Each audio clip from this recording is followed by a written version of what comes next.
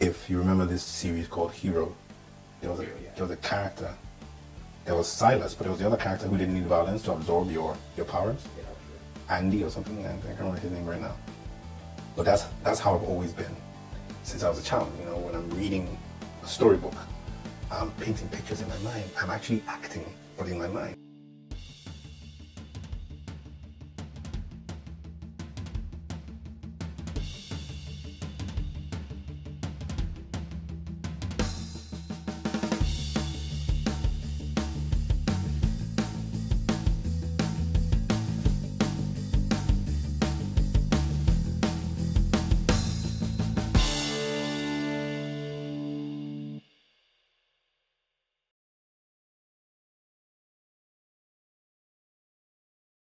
Film is art. Art is a representation of life, of real life. So what we have is an art form. It's a different type of canvas upon which you can paint not just pictures, but you can paint emotions. You can paint, you know, with dialogue, with movements. It's a different art form, and it's one of the most immersive of all forms of art.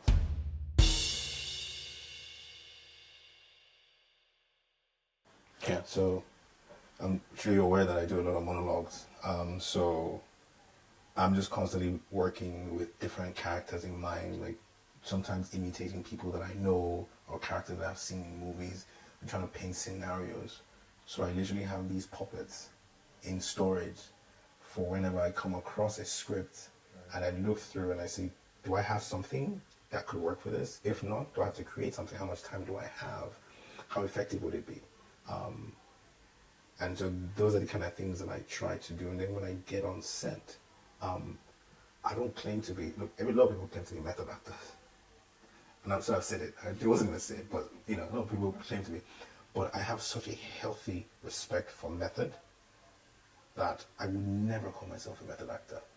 There are moments, right, and situations where I'm fully invested and fully immersed to the point where it's borderline method, but it's such a physically, mentally, emotionally, spiritually tasking place to be that if I can avoid it, I will. If I can't, I get in there and I get out as soon as I can. It's a really, really dark place. It is. Yeah.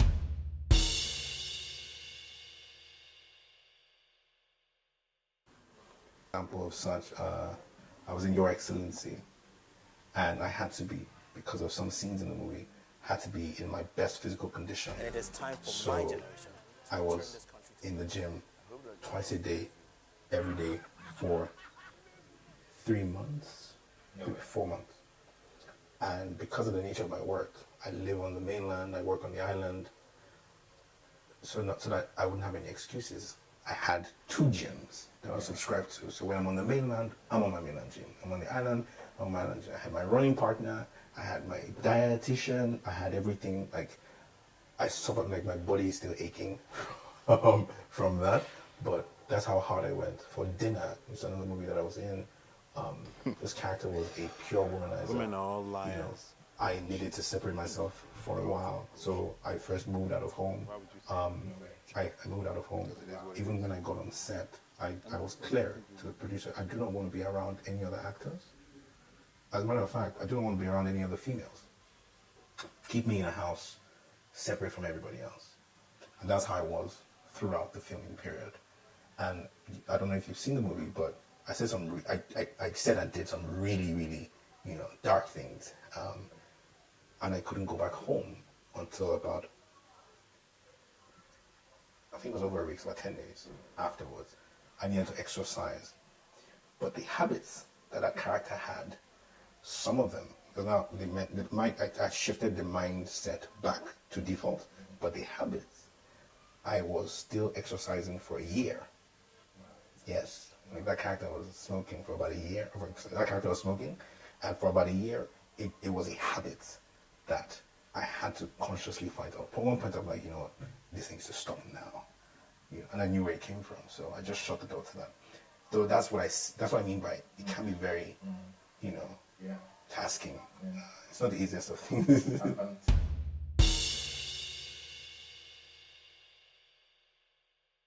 Anyone who's thinking of, don't try it. Stay at work. Like, I'm so grateful that I've been this fortunate. I don't think that I can advise anyone to do it. There's so many chance moments that I don't know that are replicable. So I'm wondering, how do I tell somebody to make the same move? It's kind of like Joseph, you know? You can't. Yes, Joseph becomes prime minister. And he now comes to tell you, okay, you go to him and say, advise me on how to become prime minister. Say, okay, here's the strategy. Go home. Now say something to annoy your parents.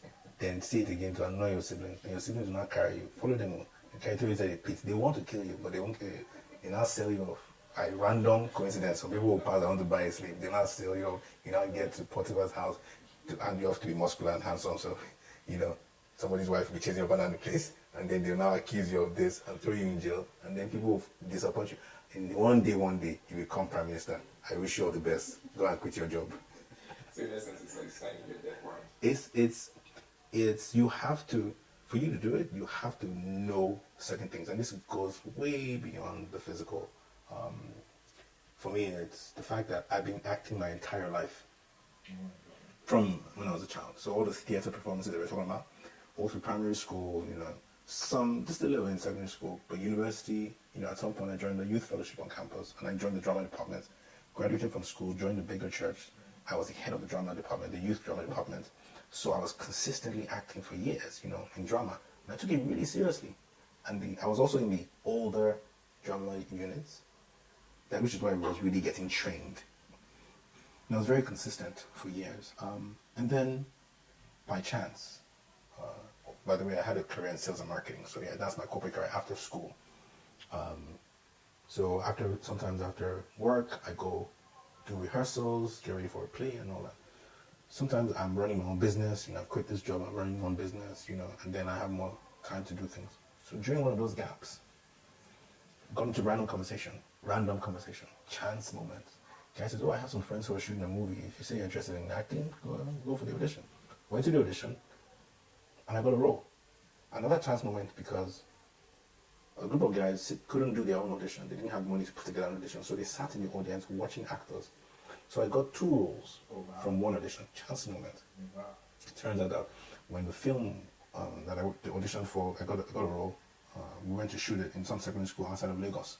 By the time the trailer came out, somebody who I had met as a sales rep calls me up and tells me, hey, that was my secondary school. His name is Tolu Ajayi. That's my secondary school you guys shot at. Come, I've been thinking of shooting a film for a while. Come, let's have a conversation. I go to his office. He tells me about Blink. Blink becomes this first film that you see in Nigeria that was shot underwater. It took about 4 weeks of breath exercises to prepare for that role, to be able to shoot enough footage underwater. Everybody in the industry sees Blink. Next thing, directors are walking up to me, producers are walking up to me in public. Hi, you're Deyemi, right?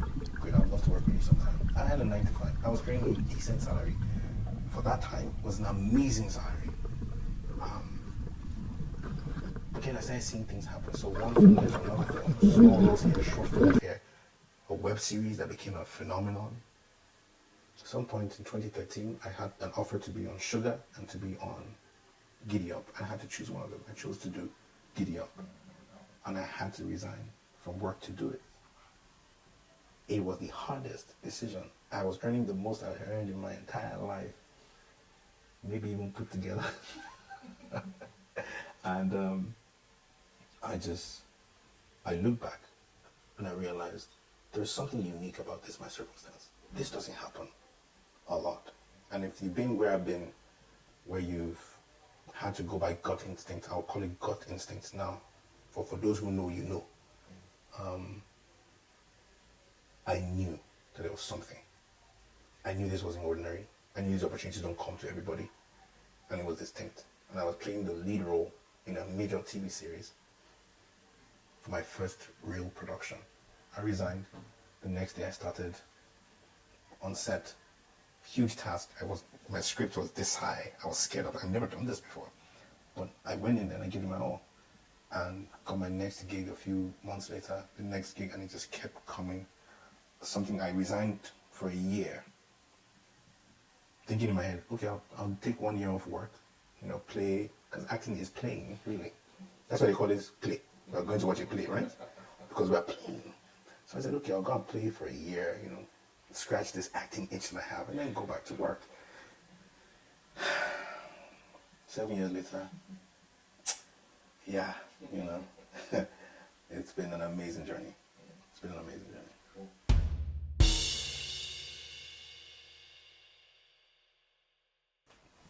So this is almost like my business of acting class. I think the first would be honest with yourself. Be honest with yourself. Understand the level of acting that you're coming with. Understand it clearly. Don't listen to your parents that said, oh, you're more handsome than Jamaica, or you're more beautiful than Indian, though you definitely can be successful as an actor. Look at yourself in the mirror. Take off your clothes. I did it. I literally looked at myself and I was like, okay.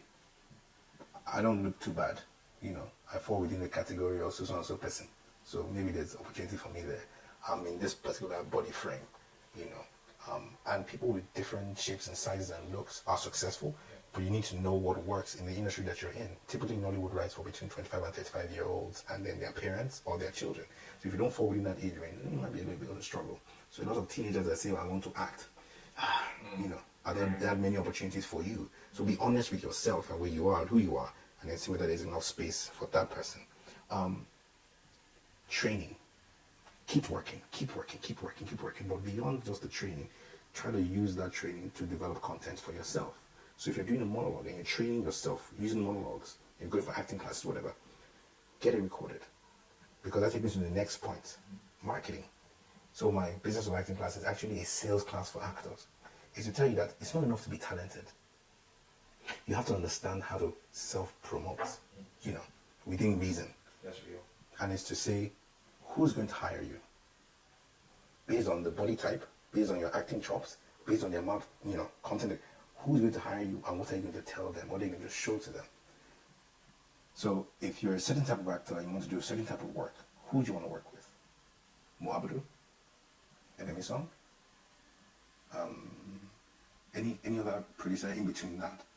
So you begin to position yourself for these people, because some people shoot primarily for cinema, others shoot for television, and the likes. Or do you want to work with Bola Nelson Peters in theater? So you start to approach people that fall within that category, and you show them your theater work. Oh, this is me on this. Oh, this is me on this TV series or on this TV film. Or this is me in this cinema flick. In a conversation, hello, good afternoon, I'm so happy to meet you. My name is this. I've done some work. I would really love to work with you. But I did something really interesting. I hope you have 30 seconds to just... I did it so many times. And it worked so many times. Because if they don't even hire me, at least I've left an impression. And that's what you want to do. You want to leave a good impression. Tag them on things that are sensible. Send them DMs. Be nice. Offer value to those people. Hi, I'm an actor, but I also have access to equipment, or I also have access to locations, or I also have access to those 2 3 things. Will be honest with yourself, look at your body type, see where you fit in, work on your skills, develop content to show how skillful you are. Then you start to position yourself for the producers that are going to work for you. Add value to them. Think about giving to them first before what you can get from them. Producers always have movies. Promote their movies on your social media page. Send it to your friends. Tell them, oh, I've sold you 10 tickets for your movie. I'm bringing my family and friends. We're going to join you at the cinema when you're doing your meet and greets. You're building a relationship. It's inevitable. The universe, the way it works, you give, it will be given back to you. Not necessarily by that person. Somebody else might be watching. I promoted so many films that I was not in that Silverbird Distribution noticed. And they said, this guy obviously has a thing for sales and marketing for films. And I was coming from a sales and marketing background, in different industries. And so they hired me to come and head distribution of independent movies. That's Nollywood and Hollywood independence at Silverbird Distribution, while I still have an active career as an actor.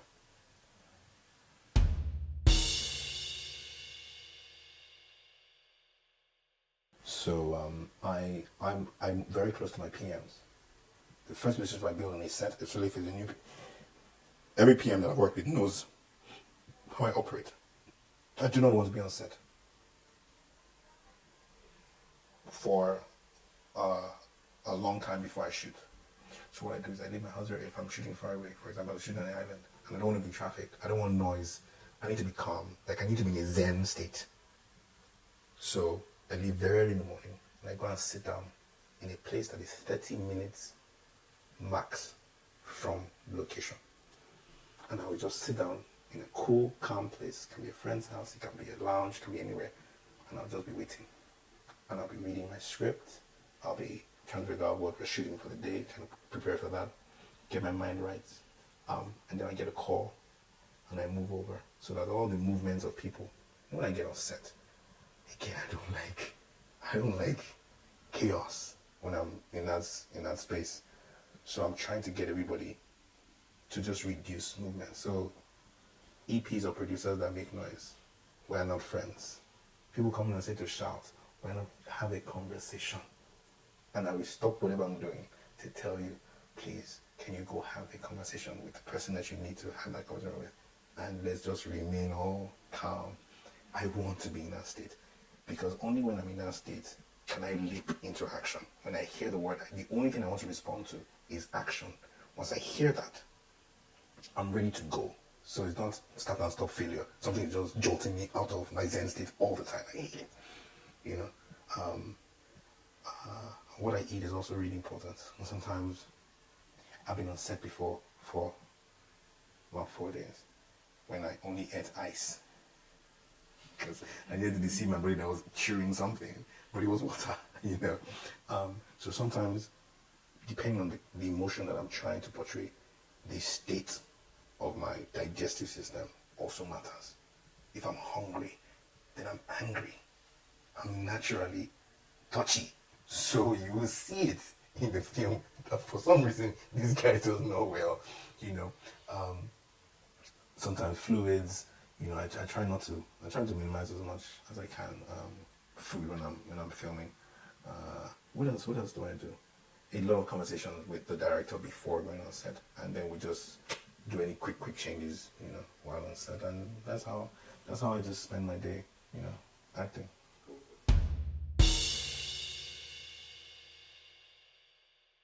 Yeah, I love everything, and they require different acting muscles. They actually require different acting muscles. So where you need to be more physical in theater, you need for TV to be less physical and a bit more. You have to hold some things very consistently over time. For a movie, you have to be intense and you give short bursts of intensity and emotional intensity, right? That's how I see it in my mind. So that's how I approach, you know, my performances across all these three. Then there's voice. Nobody's seeing your body. Nobody's seeing any physical movement. They're not seeing. So it's totally in your voice. Everything that they feel comes from your voice. And that's another form of acting, you know. But everything helps. And I try to do at least a theater production every 1 or 2 years. Because by being as free as I can be on stage, you know, what I find is that whenever I'm doing any production afterwards, what I just have to do is just tone it down. But if I'm on film for too long, to be that free and that expressive, you know, I still pass across my communicate, you know, what that character is meant to be communicating, the story, you know, the character, it wouldn't be as strong because I'll be too held back because I'm playing. You can't. There's some emotions that it will be hard to translate when you don't have a tight close-up. Mm-hmm. And again, if you have a tight close-up and you're giving us theater performances, it wouldn't work. So just being able to play along that range is so much fun. Right. It's so liberating. You know, I want to be loud and I want to be enya. Yeah. You know, and I want to be all cool and calm and, you know, contained. You know, and I'm giving you emotions straight into the eyes. Nobody can see your eyes from the third, fourth row in the theater, you know. So you better widen those eyes and let people know that there's something going on there.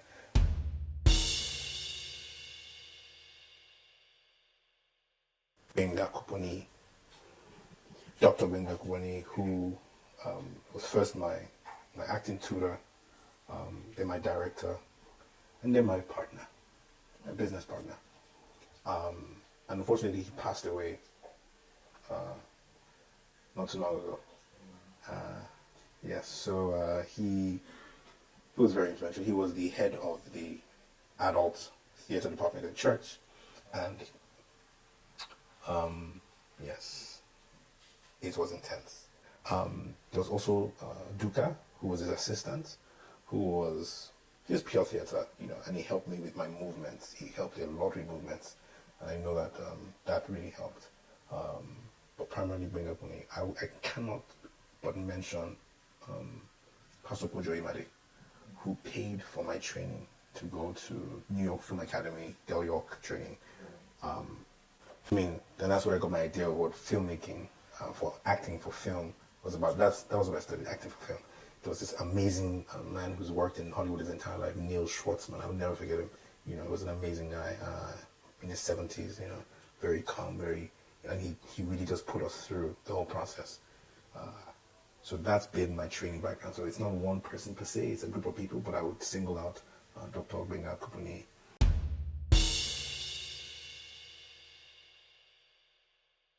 I would easily say Olu Jacobs. Dogs of War. If you remember, that's like that was a performance, totally memorable. Loved it. He's phenomenal. He studied at the, I think, RADA in the UK. I think that's the Royal something and Dramatic Arts. Yes, so there's him, and yes, so acting-wise, yes, I would say that in terms of training, a lot of the content that I watched, a lot of Hollywood movies that I watched, primarily Denzel Washington. He's my go-to guy, not just because of his acting, though, even his life, and how he patterned his life, I find very, very impressive.